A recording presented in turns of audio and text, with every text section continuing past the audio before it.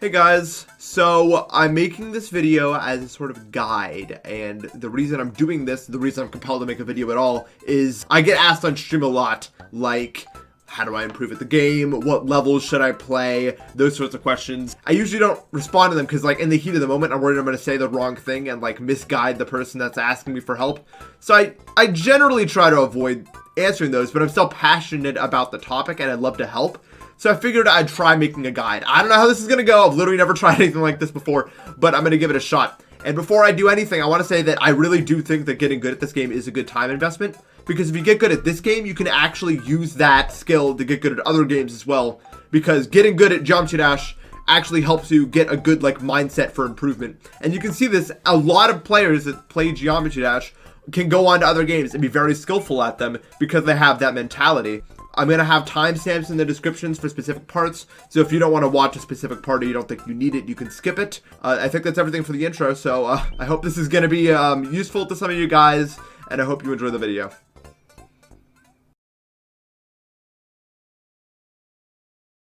Okay, so before I get started actually giving advice, I should probably explain who I am to give advice, because I think if you're going to give advice to a large group of people, you should at the very least explain why you're someone that's in a position to give advice.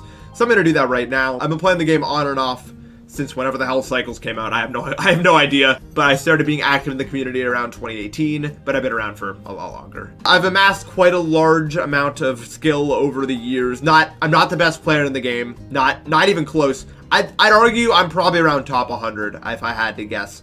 So again, not the best. I can't, a lot of people in my comment section think that I can beat any level I want in 5 attempts or whatever, but I cannot. I'm really not that good at the game, but I'd say I'm probably around top 100. So two things I want to say. Also, I was not naturally talented at this game. It took me a very, very long time to get good at it. But now that I am good at it, I find that I'm actually a lot quicker at a lot of games than a lot of other people as a result. And I also have an eye problem called astigmatism. The shape of my eye is wrong, and it makes it really hard and blurry to look at things for a long period of time, in full focus. So if you have any problems like that, I wouldn't really worry about it. I think it's just fine. I've also amassed quite a lot of different types of skill sets, and my hardest demon currently sits at number 4 on the demon list. So that's why I think that I have enough skill to be able to give advice here.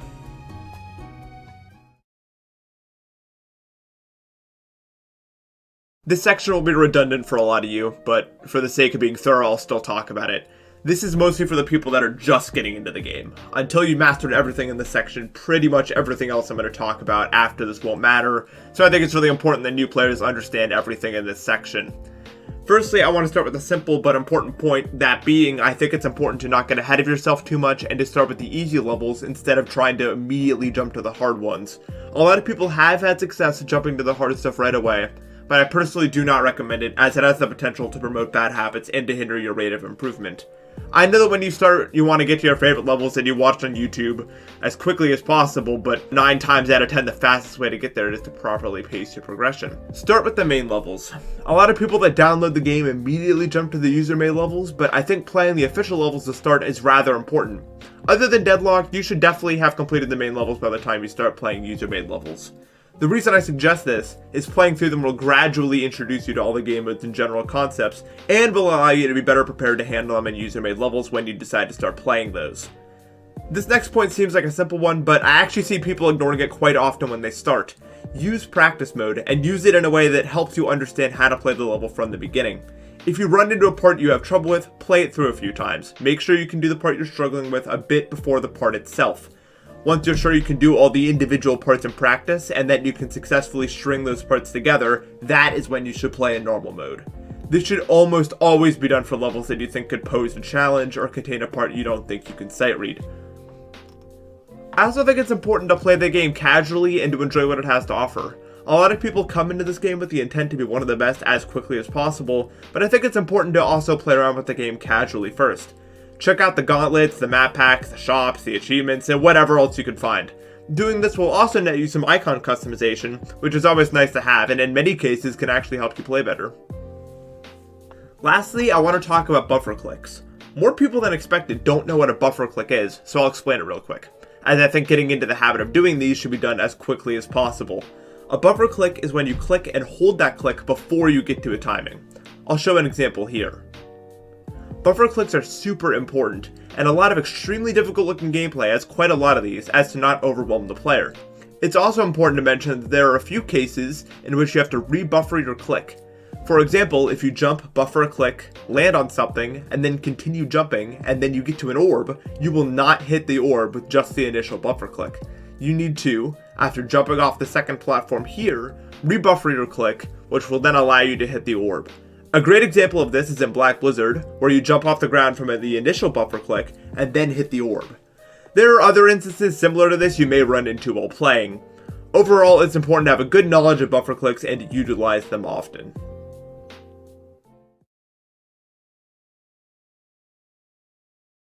After playing the game for a while, or hearing people talk about it enough, you're sure to hear that the game plays very differently depending on the kind of gear that you're playing with.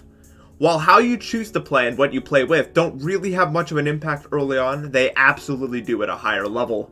This sort of stuff should only be considered after you played the game for a while and have decided to get good at it. Otherwise, just play the game until you feel ready to make that choice. First up is monitors. The refresh rate of a monitor determines not only the smoothness of the game, but actually messes with the physics as well. The higher your refresh rate, the more consistent physics are and the smoother the game will be. Most of you probably already know this, but refresh rate refers to the amount of times a monitor updates per second, and in GD gives you a specific amount of frames to make an input per second. If you have a 60Hz monitor, you will have 60 frames in a second in order to make an input. On 240Hz, you will have 240 frames. This is why game modes with a lot of clicks, like Ship and Wave, feel so much harder on 60Hz. It's an objective truth that playing the game at 60Hz is harder than a higher refresh rate, but anything at 120Hz or above should be totally fine. Past that, it's not nearly as noticeable, although still helpful. High refresh rate monitors are a large money investment. There is an easy alternative, however. FPS Bypass is a tool that changes GD's FPS to whatever number you set it to. It is a completely legitimate way to play, although I do have to warn you that such a tool could potentially harm your PC if you abuse it, although nothing to support that theory has actually ever happened. I still want to mention it, however. I will not be providing links to this, just look up FPS Bypass on YouTube for instructions on how to set it up if you are interested. It is also worth mentioning that as FPS Bypass also reduces input delay, it is considered less impressive to beat something on bypass than it is to beat it on native refresh rate. However, it is totally acceptable, especially for those who don't want to spend money on an expensive monitor. Next, I'll talk about mice. A mouse is much less important than a monitor, so if you have a lower end mouse, I wouldn't worry about it too much. For those who want the best possible mouse, I personally recommend that you go somewhere where you can physically try out mice. That may not be possible during the pandemic, but in some places, especially outside the US, that may be an option by now. It is important to find a mouse that feels comfortable. I personally use the G502 as it fits my hand really well. I don't want to recommend it or any other mouse because I think that most of the top end mice are all perfectly fine to use and it all comes down to preference. Geometry Dash is a rather unoptimized game to say the least. Levels that fit inside the object limit generally don't lag, but the community broke through that object cap long ago with the use of hacks, and now a good majority of the big projects that are released today go over this object cap. The biggest problem that occurs with this is many people, even those with good PCs, have their game crash when they try to play these levels. That is because the game doesn't have enough memory to load the level, as it is capped at 4 GB. In order to consistently play levels with a lot of objects, you will need the 4 GB patch. I will provide a link to that in the description.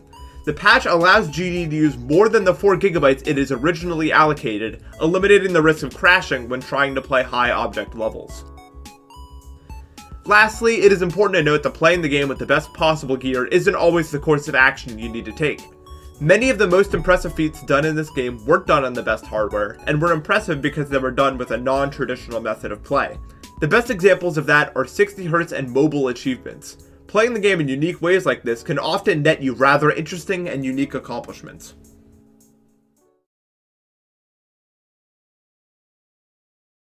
I think it's time I get to the meat of this guide. This section will talk about how to develop your skill when you've decided you want to try getting good at this game. Play more. I know you've heard those words to death, but the only way to improve at this game is to play it. A lot. But while that is the case, a lot of people are losing out on quite a lot of improvement because while they are playing a lot, they aren't playing smart. Playing often is important, but not nearly as important as spending your time playing wisely. Let me explain what I mean by that. A lot of people I know that are trying to improve will play GD for 5 to 6 hours a day. I, however, think that you would find yourself improving much faster if you only played for closer to 2 to 3 hours per day, and spend that time intently focusing on achieving some goal.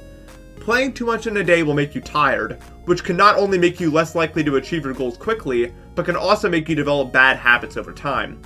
Almost all improvement in video games happens overnight while you're sleeping. This is when the brain forms new connections, not when you are actually playing the game. Of course, this has nothing to do with learning levels, but rather your skill at the game as a whole. So it's much smarter to only play when you feel good and to stop when you get tired. Otherwise, you're just wasting time and might end up forming bad habits to try to compensate for that tiredness. Obviously, this isn't true for everyone, but since this is my guide, I will be speaking from my experience and the experience of many around me. Doing this will almost definitely help you improve faster. Another aspect of improvement that I find extremely important is having someone to improve with, or at the very least, people that are playing the game at some other skill level to talk to. Almost every game is easier to improve at if you're playing with someone else. Having a friendly rival will allow you to push yourself, so as long as you're playing a safe amount, you can get good at the game incredibly fast by doing this. Even if you can't get a rival, just talking to other people who are also improving can help you as well. I stated this earlier, but I will repeat myself.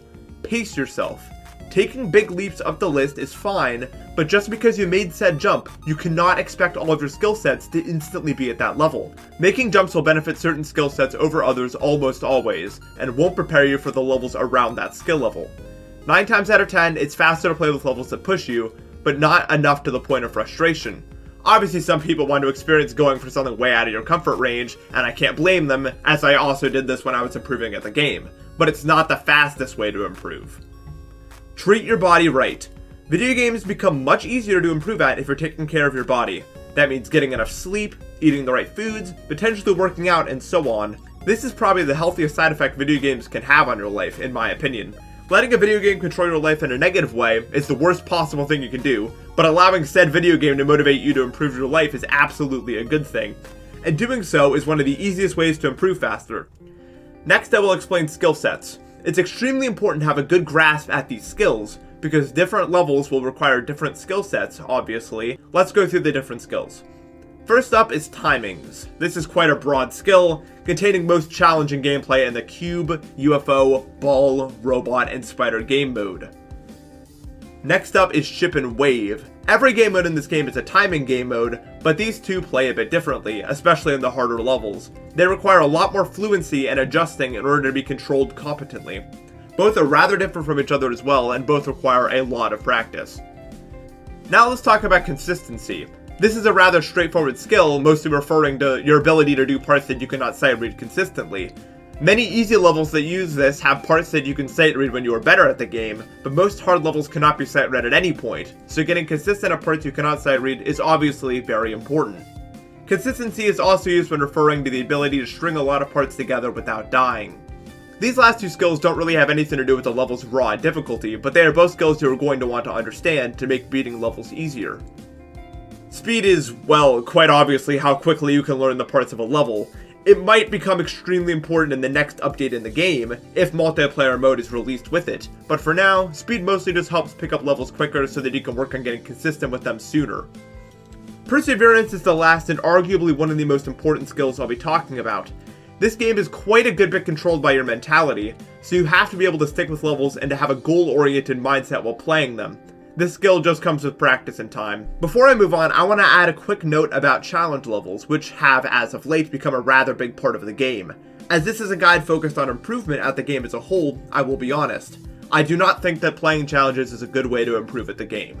There is no denying that challenges help with your raw skill, but gaining that raw skill without also working on your consistency is a recipe for disaster.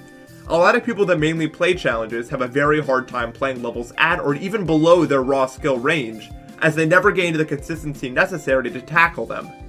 The most common way to get demotivated in this game is to have consistency as your weakest skill. Challenges are perhaps the fastest way to do just that. If you want to work on your raw skill, I think they're a very helpful tool, but you have to be careful with how much you play them if improving overall is your main goal. Everything has to be done in moderation.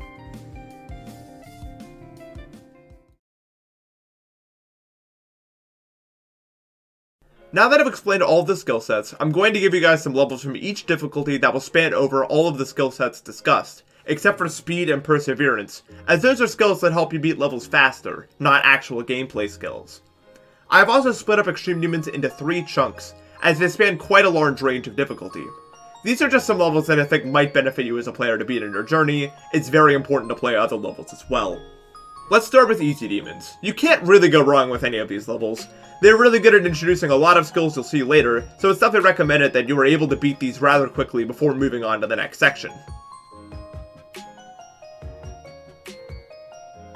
Next up is Medium Demons. These are much harder and skill sets will begin to actually make an impact in these levels. I put Biru in there as I think it's good if you want to practice consistency, but I wouldn't worry about it too much if you can't do it at this time or don't want to. The next batch of levels will be much harder, so don't slack on these. Now we have Hard Demons. The gap between Easy Demons and Medium Demons is much less than the gap between Medium Demons and Hard Demons, in my opinion. These levels are much tougher and will require a consistency to be improved if you want to get through these levels. Next is Insane Demons. This is the last step before getting to extremes, and many of these levels were considered some of the hardest back in the day. They are an even bigger gap than Medium to Hard Demon. As you work your way through these, you will probably begin to notice just how important consistency really is. Now I'm going to start at the Extreme Demons with the entry-level extremes. These levels are all great at introducing you to the difficulty. If you can beat any level in this section, you are already ahead of almost every player in the game. Everything past here is considered extremely difficult. Even if you stop here, you've gotten very good at this game. Bloodbath is definitely the hardest of these, but if you can do it, you're ready for what comes next.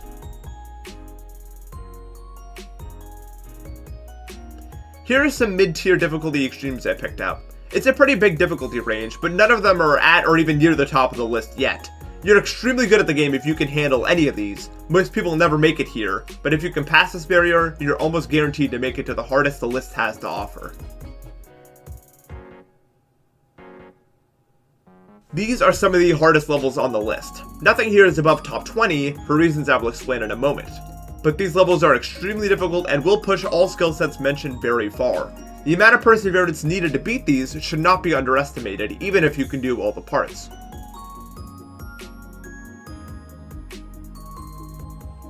As for the top of the list, I don't want to recommend any of them, as I think by this point you should know what your strengths are and what you think you can do. At that point, it's less about balancing a skill set, and more about beating levels that push a specific set of skills to their absolute limits.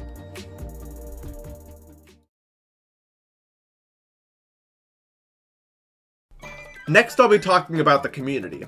I believe how you handle being in the community is actually way more important to progression than a lot of people think. This could very well be the most important section for many people watching. As I stated in a previous section, it's important to have a rival or other people to improve with. I want to add that just having friends to call with and play with can help you improve just in general. One of the best things that came out of me joining this community was meeting so many amazing people. A lot of these people helped me get through a lot of my biggest challenges in the game as well. Play for your own improvement, not to impress others. A lot of people only play this game in order to do something that others find impressive, which is a terrible mindset to have, at the very least when it comes to improvement. If you want to improve at this game, do it for yourself. Otherwise, you'll only do things to get attention, and that will only take you so far. Also, it's worth mentioning that skill alone is not enough to get attention. If you were only playing to get attention, you're better off playing a different game. It won't be a good motivator for very long, I can promise you that. Avoid morons. I say this with sincerity, because a lot of people only exist in the community to take a fat dump on everyone else and to diminish everyone else's accomplishments. Ignore them if possible. Again, this is much easier if you only play for you and not to impress others. Find your friends, don't let the rest get to you, at least in terms of playing ability. One of the best ways to improve is to stream. I know it's not for everyone, but streaming is a great way to stay motivated and to enjoy playing. Improving at the game while forming a community is great, and very well may be the motivator that allows you to get to the skill level you want. Obviously don't expect to start pulling 3-digit viewers when you start streaming, but if it's something you want to try out, absolutely go for it. It was the best decision I ever made, for sure.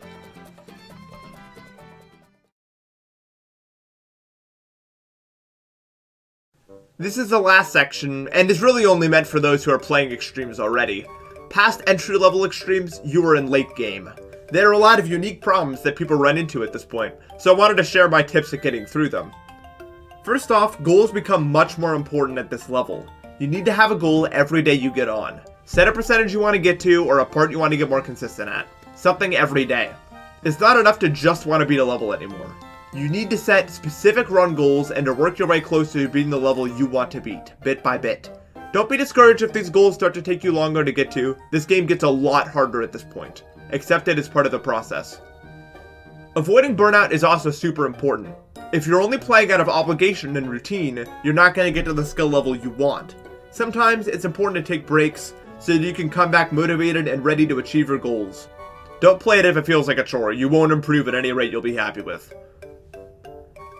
Nerve control starts to really play a factor here, for sure. It can feel overwhelming at times, sometimes even hopeless. The best thing you can do is to put yourselves in those positions as much as possible to improve it. Just like everything else, it takes practice and experience. You'll never get the nerve control you want if you play levels that avoid having to worry about it.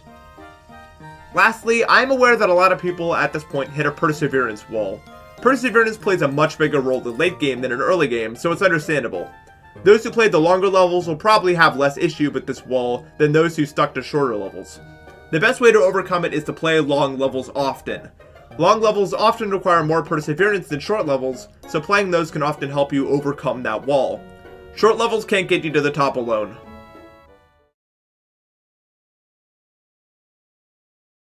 That's it. I hope this guide will help those of you who are either considering or are already trying to improve at this game. If there's anything I didn't cover, leave a comment.